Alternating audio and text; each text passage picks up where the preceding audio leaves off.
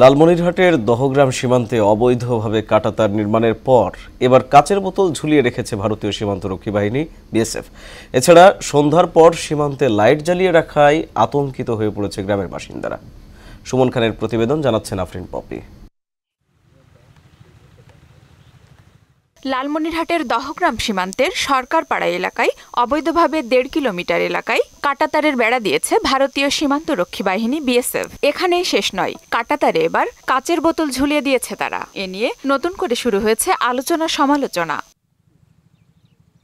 গত শুক্রবার বিএসএফের কাঁটাতারের বেড়া নির্মাণে বাধা দেয় বিজিবি। পরবর্তীতে উচ্চ পর্যায়ের বৈঠক না হওয়া পর্যন্ত শূন্যরেখায় এর কাজ বন্ধ রাখার সিদ্ধান্ত হয়। এর কদিন পরেই কাঁটাতারে মদের খালি বোতল ঝোলানো শুরু করে বিএসএফ। পরে বিজিবি ঘটনাস্থলে গেলে সরে যায় তারা।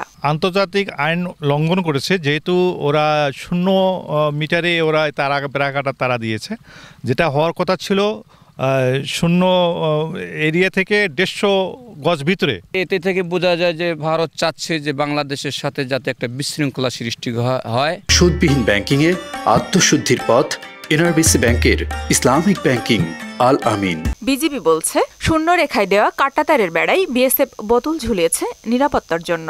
বেসিক্যালি এটা হচ্ছে আপনার ওই একটা প্রোটেকশন, এটা কোনো স্থাপনা বা কোনো নতুন কনস্ট্রাকশন কিছু না। এখানে একটা প্রিভেন্টিভ মেজার নিয়েছে, সো এটা আমরা বাঙালি বা আমাদের কেউ যেন এটা তুলে নিয়ে আসতে না পারে রাত্রের অন্ধকারে। এদিকে রাতে উচ্চ ক্ষমতার লাইট দিয়ে নজরদারি অব্যাহত রাখায় নতুন করে আতঙ্ক তৈরি হয়েছে গ্রামবাসীর মাঝে। আমরা তো খুবই আতঙ্কে আছি, কারণ তারের বেড়া দিচ্ছে, তারের বেড়া দেওয়ার পরে আপনার মনে করেন যে বোতল ঝুলাচ্ছে, বোতল ঝুলার পরে এখন যে কি করবে আর এটার কি উদ্দেশ্য? আফরিন পপি, মোহনা সংবাদ।